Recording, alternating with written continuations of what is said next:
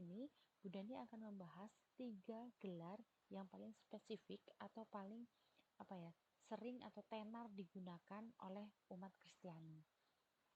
Baik, kita akan melihat yang pertama itu adalah Yesus sebagai Tuhan atau Tuhan Yesus gitu ya. Nah, Tuhan itu diambil dari bahasa Yunani ya, yaitu dari kata Kyrios, berarti dia yang mengatur seseorang atau sesuatu. Maka ketika kita menyebut Yesus Tuhan, berarti Yesus itu memiliki kuasa untuk mengatur dan memimpin. Nah, teman-teman, kenapa sih kita kok mengatakan Yesus itu Tuhan? Yang pertama, kita mengatakan Yesus itu Tuhan atau Yesus Tuhan, Tuhan Yesus, itu karena Yesus adalah orang yang diurapi oleh Allah sendiri. Kalian ingat nggak pembaptisan Yesus oleh Yohanes Pembaptis? Nah, di situ Allah sendiri hadir dan mengatakan apa? Ya, benar sekali. Inilah anakku yang kukasihi, kepadanya lah aku berkenan. Disitulah Yesus diurapi oleh Tuhan sendiri. Yang kedua, itu Yesus Tuhan itu menunjukkan perannya sebagai penyelamat. Keselamatan yang datang dari Tuhan. Siapa yang bawa? Ya Tuhan Yesus gitu. Melalui sengsara, wafat, dan kebangkitannya untuk menebus dosa kita. Yang ketiga, Yesus Tuhan itu menunjukkan kemuliaan yang datang. Jadi kemuliaan yang sudah datang dulu, besok ketika akhir zaman itu akan datang lagi. Dan Yesus akan menjadi hakim yang menentukan pada akhir zaman. Yang keempat, gelar Tuhan itu teristimewa adalah seruan doa dan ibadat. Kalau kita berdoa, kalau kita ibadat, segala doa pasti kita panjatkan kepada Tuhan, kita serukan kepada Tuhan. Dan bahkan lagu-lagu yang kita nyanyikan itu pun adalah lagu yang digunakan untuk memuji nama Tuhan. Selanjutnya adalah seruan Yesus Tuhan adalah seruan iman. Teman-teman, tidak mungkin kamu bisa menyebutkan Yesus Tuhan kalau kamu tidak beriman kepada Yesus. Ketika kita bilang amin, Yesus adalah Tuhan, maka itu adalah iman kita yang sesungguhnya. Nah, itu adalah ulasan tentang gelar Yesus sebagai Tuhan. Selanjutnya yang kedua adalah gelar Yesus sebagai anak Allah. Sebagian besar kalian juga menuliskannya ya. Nah, mari kita lihat. Gelar anak Allah itu menunjukkan hubungan khas antara Yesus dan Allah sendiri. Teman-teman, pada zaman Yesus itu mereka semua bangsa Yahudi itu menyebut Allah sebagai Yahweh. Tapi pada saat kedatangan Yesus, Yesus menyebut Allah dengan sebutan Bapa atau Bapak, seperti kita memanggil ayah atau papa kita.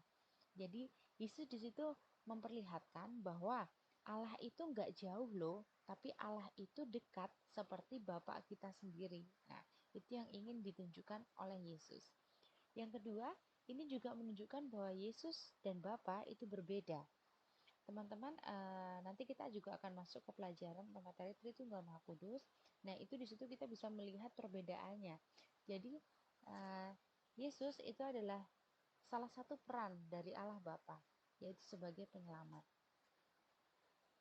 Yang ketiga, gelar anak Allah juga menunjukkan hubungan Bapa dengan anak adalah hubungan istimewa dalam segi ketaatan. Teman-teman, Yesus taat kepada Bapaknya sampai dia rela wafat di salib demi manusia yang benar-benar kita tuh berdosa dan jauh dari Tuhan. Bayangkan, kita sebagai anak di dunia ini, sebagai anaknya Bapak kita masing-masing, apakah kita memiliki ketaatan setaat Yesus? Coba kalian refleksikan lagi. Bahkan kadang-kadang kita disuruh mijitin papa aja males kan, mending main gadget ya kan.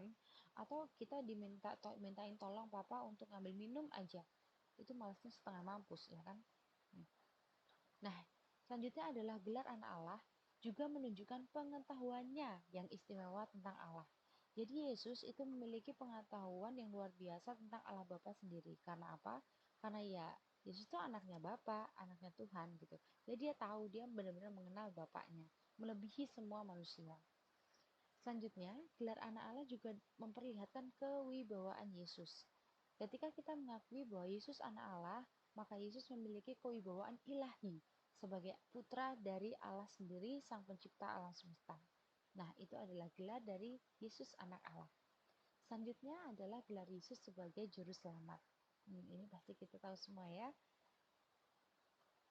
Yesus datang itu untuk menyelamatkan manusia dari dosa. Itulah alasan kenapa Yesus disebut juru selamat.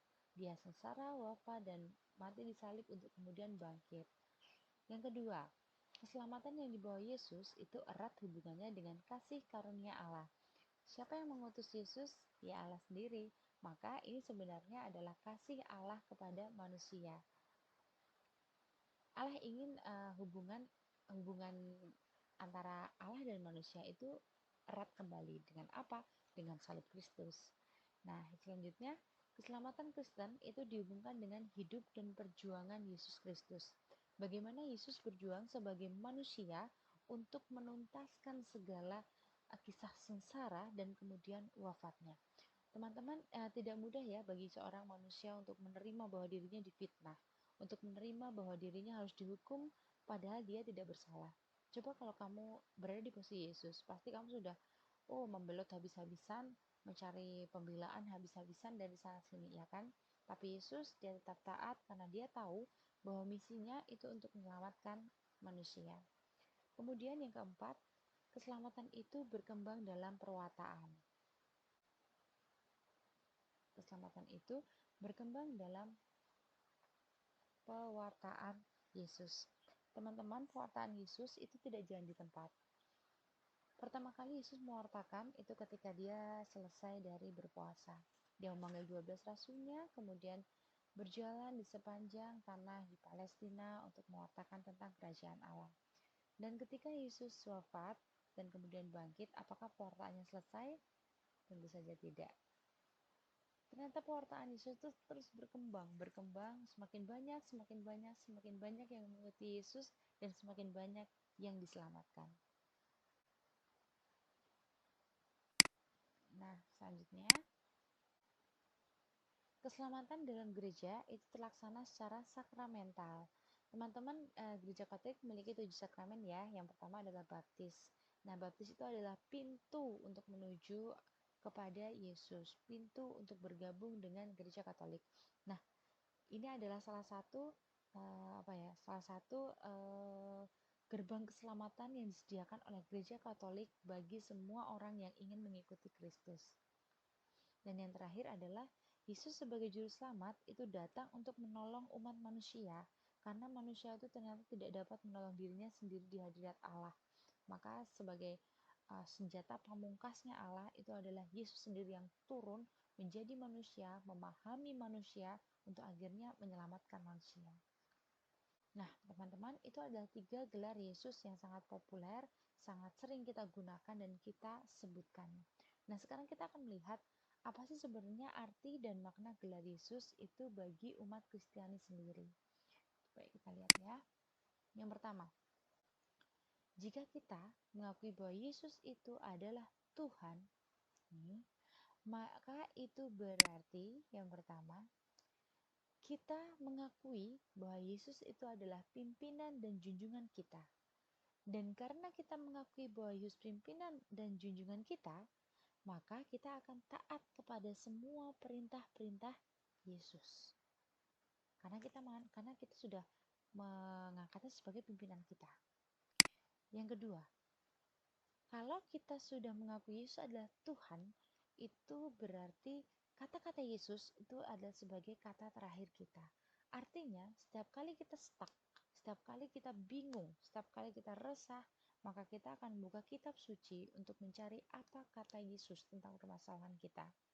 Dan itu yang mungkin sangat amat sulit untuk dilakukan karena kita malas, ya kan?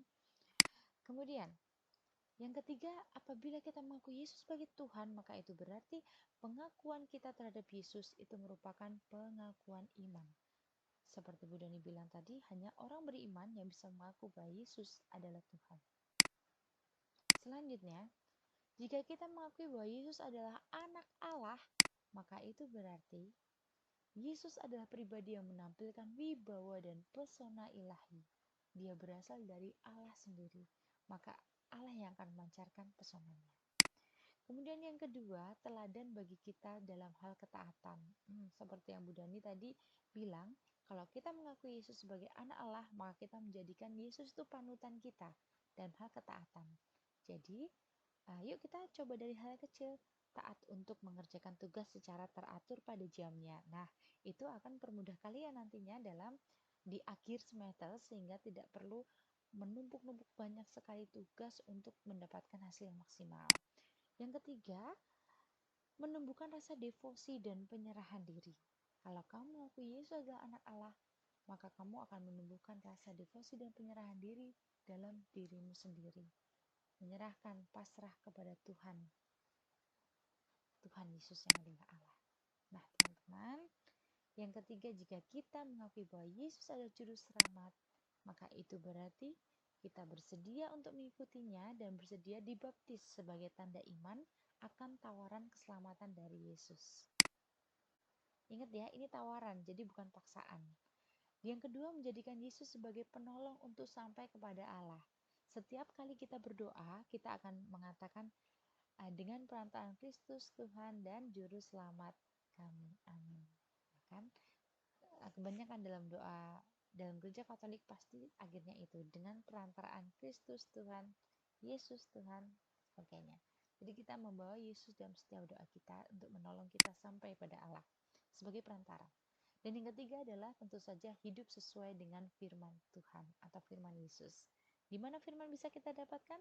Tentu saja dengan membuka kitab suci yang selalu ada di rumahmu sampai berdebu. Ayo dibuka-buka supaya kalian tahu apa sih kehendak Tuhan atas diriku. Nah, baik teman-teman,